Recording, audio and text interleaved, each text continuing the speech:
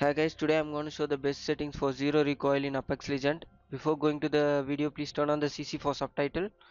For that we need to enter into the gear icon which is located on the top right corner.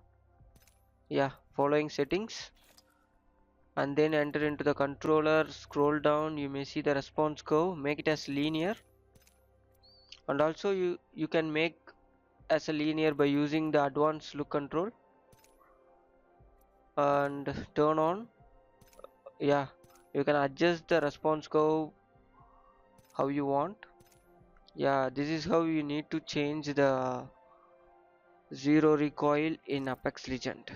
Thank you for watching. For more, subscribe TechTube.